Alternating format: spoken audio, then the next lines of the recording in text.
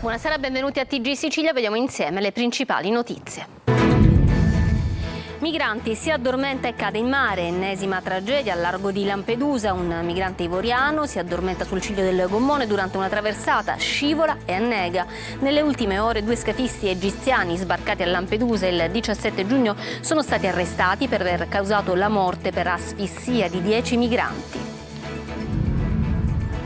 La morte del bimbo nel pozzo di Palazzolo Acrede. Continuano i dubbi sulla tragedia, sono 9 adesso gli indagati. Gli investigatori vogliono chiarire come e perché il piccolo Vincenzo sia precipitato nel pozzo senza alcun controllo. Trapani senza acqua, adesso verrà razionata, cambiano i turni di distribuzione, domani rubinetti a secco per consentire l'accumulo nei serbatoi e la ridistribuzione per zone. Temporali al nord, caldo africano al sud. Il mare rimane la destinazione preferita per fronteggiare la calura. Ad Aci Castello inaugurata una corsia protetta per nuotatori perché possano immergersi in sicurezza. E gli esperti danno i consigli per l'alimentazione adatta alle alte temperature.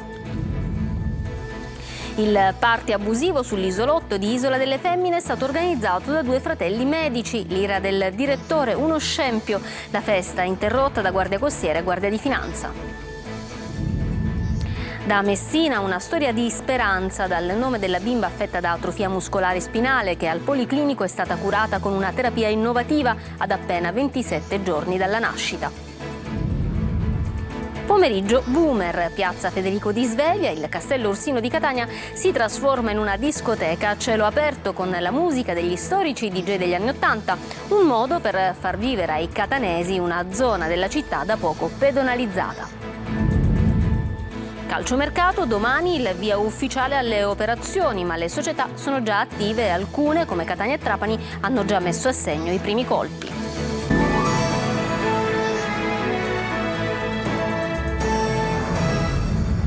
Bentrovati, in apertura ancora sbarchi e tragedie che riguardano migranti, soprattutto a Lampedusa, migranti che per compiere la traversata del Mediterraneo spendono anche $4.000, viaggi della speranza che spesso però si trasformano in una trappola mortale, come nel caso di un ivoriano partito dalla Libia con altri 47 migranti. L'uomo si è addormentato sul ciglio del gommone, è caduto in mare ed è morto annegato. Emanuela Corsi.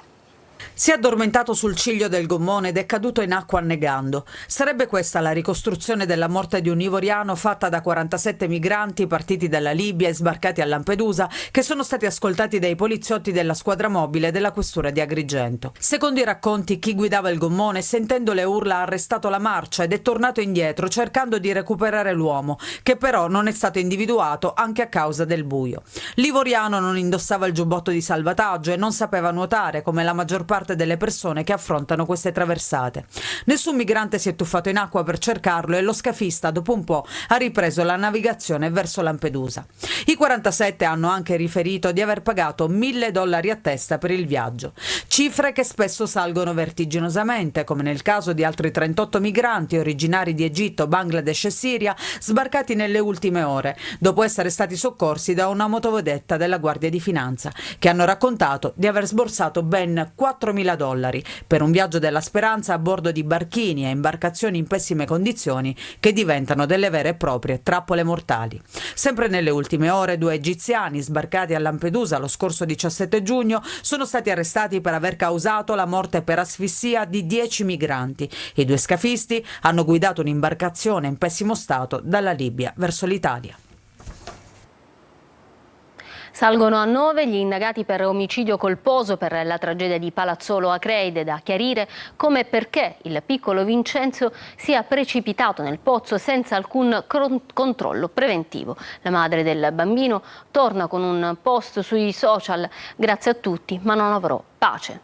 Luca Ciliberti. Tanti dubbi da chiarire e per questo gli investigatori prendono tempo. Il pozzo, la botola, la sicurezza e il ruolo degli organizzatori. Al momento sono 9 gli indagati per la tragedia di giovedì scorso in una fattoria didattica a Palazzola Creide, nel Siracusano, dove un bambino di 10 anni che stava partecipando a un grest estivo organizzato da una onlus locale ha perso la vita cadendo in un pozzo di 15 metri. Oltre al proprietario del terreno su cui è stato realizzato il pozzo, che è anche il presidente dell'associazione che gestiva il campo, gli 8 accompagnatori del gruppo, tra i partecipanti anche alcuni disabili. Mentre gli educatori seguivano i piccoli disabili, una volontaria di 54 anni avrebbe dovuto seguire i piccoli normodotati. Tra questi Vincenzo Lantieri, che frequentava la 4ª classe dell'istituto comprensivo Iudica di Palazzolo. Secondo quanto ricostruito fino ad ora, la gita stava per concludersi poco prima delle 13, mentre tutti stavano salendo sul pulmino che li avrebbe riaccompagnati in sede. Vincenzo si sarebbe allontanato salendo sulla copertura in lamiera del pozzo e saltandoci su. Il peso del corpo avrebbe fatto saltare il chiavistello e la botola si sarebbe aperta facendo precipitare il piccolo. L'autopsia, che presumibilmente sarà eseguita a metà settimana, dirà se il piccolo è morto annegato. Nei giorni scorsi un testimone aveva riferito che il bambino, dopo essere caduto, aveva chiesto aiuto, ma gli inquirenti non confermano il racconto e ritengono che possa essere morto sul colpo. Per tutti gli indagati l'accusa è di omicidio colposo. Si stanno verificando eventuali distrazioni, mancanze o responsabilità di chi avrebbe dovuto seguire e sorvegliare i ragazzini.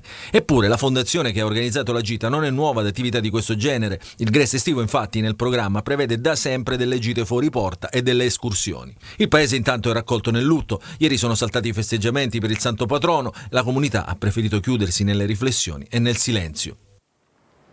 La crisi idrica colpisce Trapani e il sindaco cambia i turni di distribuzione dell'acqua in città. Domani rubinetti a secco per consentire l'accumulo nei serbatoi e la ridistribuzione per zone. Sentiamo Laura Spanò. L'emergenza idrica in tutta la Sicilia sta creando gravi criticità anche nel trapanese e nel capoluogo. Per questo il sindaco di Trapani, Giacomo Tranchida, ha predisposto il cambio della turnazione d'acqua. Sicilacque dice da mesi non assicura dotazioni idriche a Trapani, che lo scorso anno arrivavano quasi a 100 litri al secondo. Oggi la città deve provare ad essere autosufficiente rispetto anche al calo delle sorgenti e a garantire l'approvvigionamento al comune di Misiliscemi, ai vigili del fuoco, aeronautica, esercito, capitaneria e a tutti gli enti uffici centrali della pubblica amministrazione. A questo bisogna anche aggiungere il raddoppio della popolazione estiva legato ai flussi turistici e alle criticità strutturali che insistono nel centro storico con abitazioni, molte delle quali trasformate in B&B, prive di sufficienti contenitori di accumulo e dipendenti dall'erogazione seppur a giorno alterni. Nelle more di un potenziamento delle azioni di prelievo dei pozzi comunali è stata così decisa la modifica delle turnazioni di distribuzione a Trapani. Domani 1 luglio non verrà distribuita acqua per consentire un accumulo sufficiente a garantire l'approvvigionamento il 2 luglio a tutte le utenze del centro storico e a seguire, previa però verifica, il 3 luglio su Trapani Nuova. In base agli arrivi dal Bresciano, dove si sta intervenendo sul ripristino di altri 5 pozzi, martedì l'utenza sarà informata sulla distribuzione nella zona Trapani Nuova. E intanto nella zona del porto, nelle abitazioni di Viale Regina Elena, i residenti stanchi di convivere con la cronica carenza idrica hanno manifestato la volontà di presentare un esposto denuncia contro il sindaco Tranchida per interruzione di pubblico servizio. Si tratta di turisti che trascorrono le vacanze estive in città, dove hanno le loro case di proprietà e devono però ricorrere da giorni alle autobotti private per rifornirsi di acqua. Continua a bruciare da ore il bosco di Contrada Bagnitelli a Salemi nel Trapanese. L'area coinvolta dalle fiamme è di circa 4 ettari, ma al momento non è a rischio nessuna abitazione in zona. Per spegnere l'incendio sul posto stanno lavorando diverse squadre del Servizio Forestale Regionale e dei Vigili del Fuoco del distaccamento di Castelvetrano e quelli volontari di Salemi e Trapani. In alcune zone difficili da raggiungere con i mezzi di terra stanno operando 2 elicotteri della Forestale e dei Vigili del Fuoco. Intanto anche il resto della Sicilia brucia, Canadair in azione in 12 incendi divampati in provincia di Trapani, a Caltanissetta, Siracusa, Catania, Ragusa, Agrigento, Messina e Enna. E Andiamo a Catania sul monito del sindaco trantino al rispetto delle regole sul conferimento dei rifiuti, nel rispetto di una ordinanza severa ma necessaria, con la quale annuncia che non saranno più raccolti i rifiuti indifferenziati. È intervenuto anche l'arcivescovo metropolita di Catania, Monsignor Luigi Renna, che lancia un importante appello perché davanti all'emergenza rifiuti scatti un impegno corale fra istituzioni, famiglie e giovani fedeli di tutte le confessioni, perché la città di Sant'Agata non venga deturpata dalla sporcizia, sommersa dai rifiuti e ferita da emergenze sanitarie. L'estate addosso, ultima domenica di giugno, con temperature ben oltre i 35 gradi in Sicilia, mentre il nord è alle prese con nubifragi e temporali. Il mare è il modo preferito per fronteggiare la calura. Ad Aci Castello è inaugurata una corsia protetta per nuotatori per consentire loro di immergersi in sicurezza. Ce ne parla Tonino De Mana. È un'Italia spaccata in due, vento e grandine al nord, gran caldo al sud, con il termometro ben oltre i 35 gradi, assaggio di un inizio di settimana ancora più torrido, con picchi di 40 gradi nel siracusano. Domenica da bollino arancione per Palermo, Messina e Catania, ad Aci Castello il sole picchia di buon mattino, l'unico rimedio è immergersi nelle splendide acque dello Ionio. Abbiamo la fortuna qua di poter nuotare tutto l'anno. Per chi poi tra l'altro nuota e lo fa in modo agonistico, ma anche per chi non lo fa, diciamo che è una risorsa infinita il mare. Fare un bagno con il ghiaccio di dentro. C'è chi invece si gode la brezza marina da un punto di osservazione privilegiato. Qui la panchina non è quella azzurra, traballante di Spalletti dopo il flop con la Svizzera, ma colorata e con vista mozzafiato. Abbiamo il castello Normanno a destra e l'arcipelago dei Ciclopi a sinistra. Meglio di così, poi qua è più ventilato pure. Bello e troppo poco, meraviglioso. C'è chi scende a mare e chi risale. Per tutti tra Aci Castello ed Aci Trezza c'è una gradita sorpresa. Della realizzazione del percorso di nuoto in acque libere in uno dei posti più belli secondo me al mondo. Che qui due poliziotti che saranno con un acqua scooter a controllare appunto questo percorso, perché è un percorso che deve essere fatto in assoluta sicurezza. A motivare la rivoluzione swim è una castellese degli irriducibili. Nasce da un gruppo di nuotatori che nuotano qui estate e inverno. Avendo osservato un po' la situazione abbiamo chiesto di nuotare in sicurezza. Le boe gialle delimitano la corsia protetta per nuotatori ed appassionati di sport acquatici, per una pista nuotabile che consente di vivere un'esperienza unica tra i millenari faraglioni. E in estate arrivano immancabili anche i consigli su come mangiare bene. Bere tanta acqua e consumare molta frutta e verdura sono le massime degli esperti. Francesco Aloi ha intervistato la nutrizionista Evelina Flachi. La prova costume è importante. Estate è sinonimo di sole, mare, vacanze e buona dieta. Sì, la dieta. Un po' di attività fisica, rimanere idratati e andare a mare che va bene. Ma la dieta? Alimentazione, la giusta alimentazione, senza esagerare. E cosa si mangia? Tutto, non ci sono restrizioni, però nelle giuste quantità. E così c'è anche chi potenzia lo sport con una corsa o una pedalata. Ognuno prova a fare il massimo per presentarsi al mare in piena forma, però tutto dipende da quello che si mette in tavola. Con le alte temperature si tende a mangiare di meno, ma non dovremmo farlo, dobbiamo piuttosto scegliere gli alimenti giusti. Il più importante, ricordiamolo sempre, è l'acqua. Almeno 2 litri al giorno. Acqua che naturalmente si trova anche nella frutta e verdura. Assieme alle fibre utili al nostro intestino inseriscono nel nostro organismo una quantità importantissima di vitamine, sali minerali e antiossidanti. E al mercato che c'è un tripudio di colori tipici dell'estate, ciliegie, pesche e tanto altro. In estate cosa si vende di più?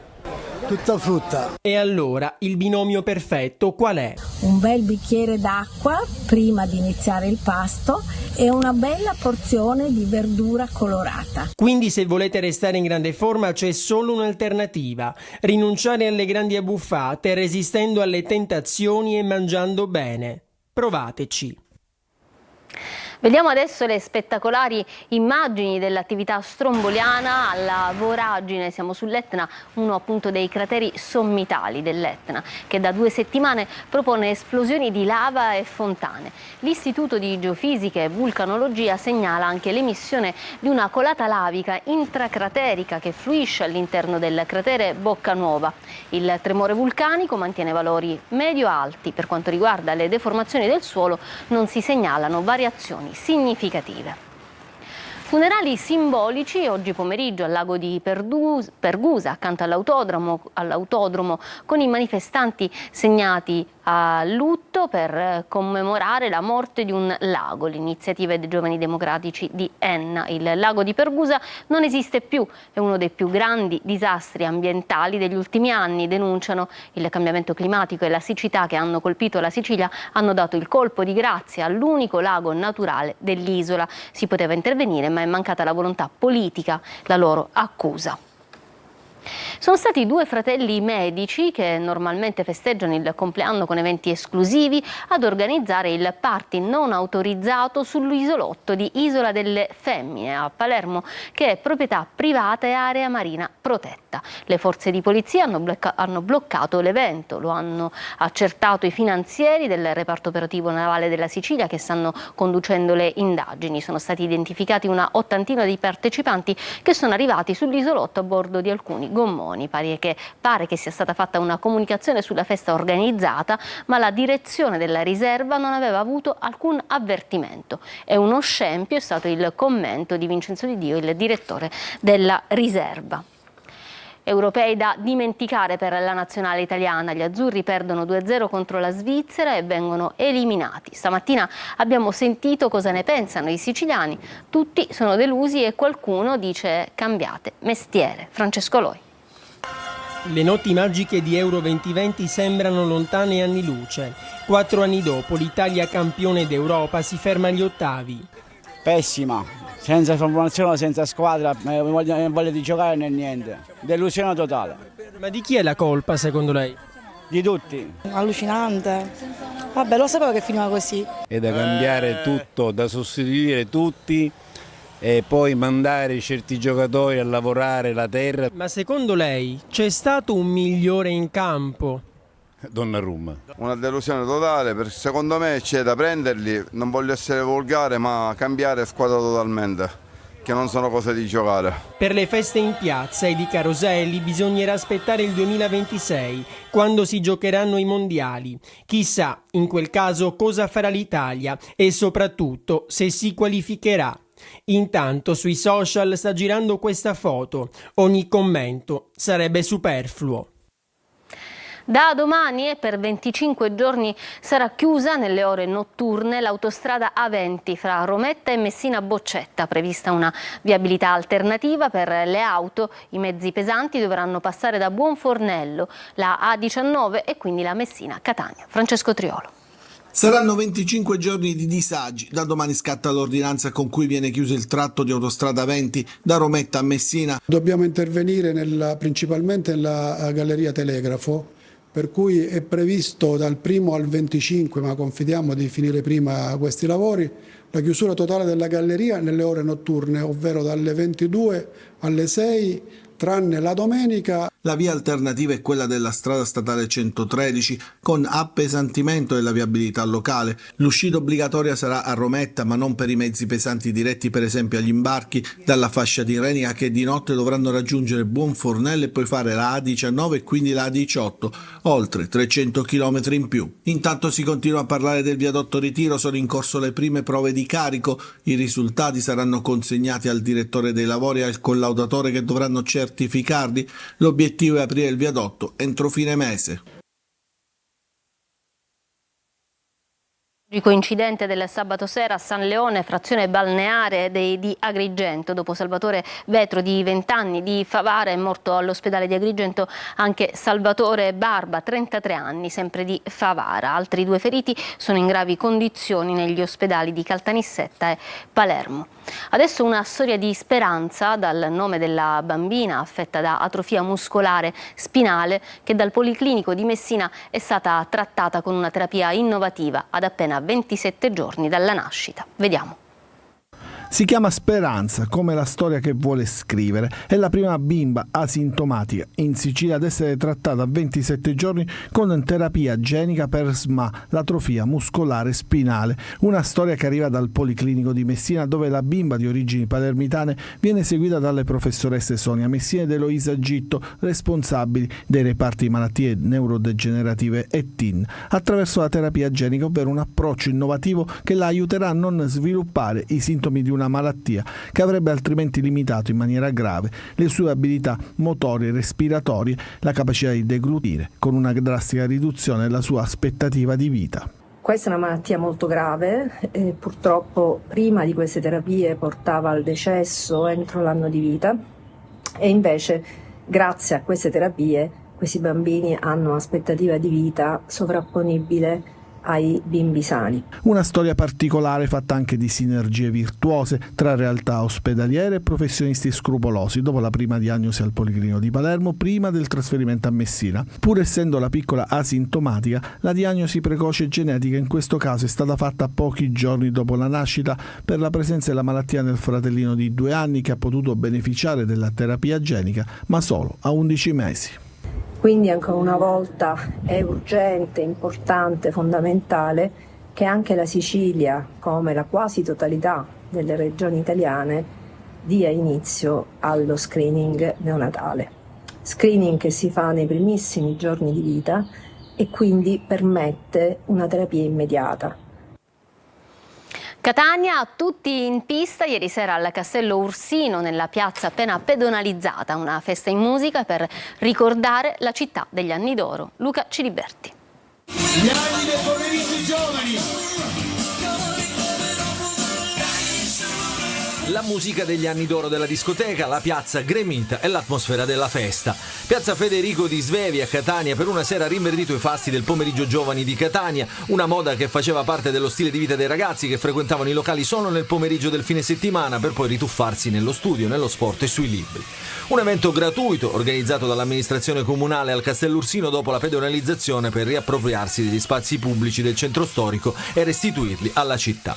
Non è stato un ritorno al passato o un ritorno di nostalgici di una città che non esiste più, ma una serata di puro divertimento accompagnata dalle note delle 8 coppie di disc jockey che si sono alternate in console e che hanno segnato diverse generazioni di giovani, oggi adulti e professionisti, che guardano a quegli anni come un periodo di grande effervescenza in una Catania propositiva che emergeva anche sul piano nazionale. E tra i ballerini d'eccezione, in prima fila, anche il sindaco di Catania Enrico Trantino, che quegli anni li ha vissuti in prima persona. In piazza oltre 2000 persone che hanno ballato a ritmo di rock, funky, dance e musica italiana con momenti di assoluto coinvolgimento. Le foto, i reel e le storie sui social hanno contribuito al successo dell'iniziativa, che oggi in molti chiedono di replicare.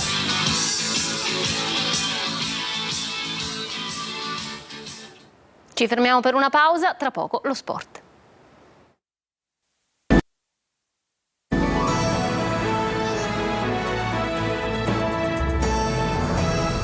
Ritorniamo in studio con lo sport. Da domani scatta ufficialmente il calciomercato, ma le società isolane sono già al lavoro da tempo. Alcune, come il Catania e il Trapani, hanno già portato a segno dei colpi. Ce ne parla Marco Carli. Tutti pronti al via ufficiale del calciomercato, ma le dirigenze sono al lavoro già da tempo e qualche squadra ha già ufficializzato o definito i primi colpi. In Serie B, a Palermo, il primo rinforzo in arrivo è quello del difensore Nicolau dallo Spezia. La trattativa sarà definita nella prossima settimana. Ai liguri dovrebbero andare Soleri e Aurelio. L'altro colpo in arrivo è a centrocampo. Ritorna in tal senso il nome di Mazzitelli del Frosinone. Andando in C, ecco il Catania che ha già messo a segno 2 importanti trattative. Dopo Carpani è stato il turno di Adamonis.